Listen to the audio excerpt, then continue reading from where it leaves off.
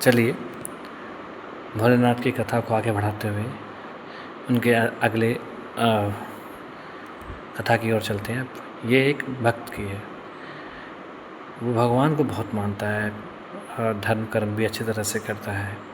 करने के बाद जितनी भी तरह के पशु के प्रति प्रेम, क्योंकि भोलेनाथ में होता है कि आप पशु के प्रति उतना ही प्रेम रखते हैं। पशु के प्रति प्रेम, दूसरे के प्रति दया भावना, सुबह शाम भगवान को याद करना, जब भी मौका मिले भगवान को याद करना, ये करता है। तो ऐसे करते करते करते करते एक दिन की बात है, एक दिन उसके घर में चोर घुसने के बाद उसे सब तरफ मिल कर के उसको घेर लिया, घेर करके उसको मार दिया। उसको मारा तो मारा, उसको और 50 तरह गुंडा उसी दिन उस पर अटैक किया और 50 मिल करके उसको मार दिया। मारने के बाद जब वह ऊपर गया धाम पे, मतलब जब भगवान जी के पास गया, बहुत गुस्साते हुए गया। तो उन्होंने भगवान से पूछा, भोलेनाथ से, कि भगवान, मैंने पूरी उम्र आपसे आपकी पूजा की, आपको माना, आपसे प्रेम किया, पर आपने मेरे साथ क्या किया? जब मेरी मृत्यु हुई तो आप एक बार जो हम मर सकते थे, उसे आपने 50 लोगों से मरवाया। ऐसा क्यों? क्या आपको मेरे पर दया नहीं आती? तो भगवान मुस्कुरा कर बोले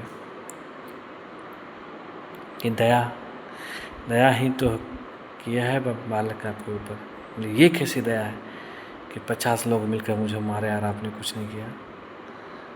तो भोलेनाथ कहते हैं कि देखो, कर्म से बड़ा कोई नहीं है। भक्ति आपके कर्म को नहीं बदल सकती। भक्ति आपको उससे उबारने का प्रयास उससे उबार सकती है। आपने अपने पिछले जन्म में बहुत सारी ऐसे पास की थी, लगभग 50 से 100 प्राणियों को मारा था, 50-60 प्राणियों को मारा था।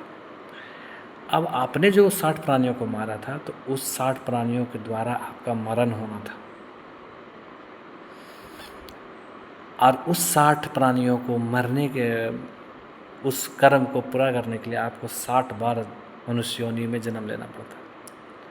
तो मैंने किया कि सारा आपको 60 योनि में ना आना पड़े और आप शिवलोक चले आएँ।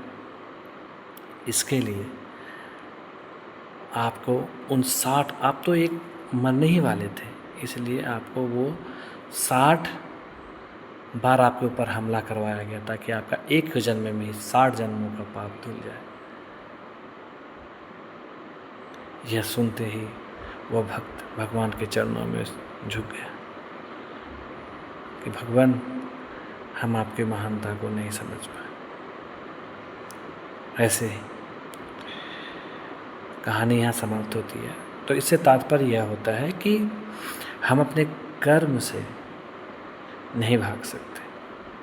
भक्ति आपको उससे लड़ने की क्षमता देता है, उसे सहज बनाता है, लेकिन भक्ति आपके कर्म को नहीं हटा सकता।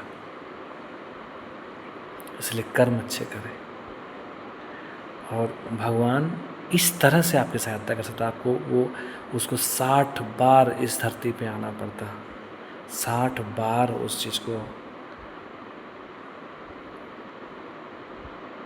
तारण करना पड़ता है, लेकिन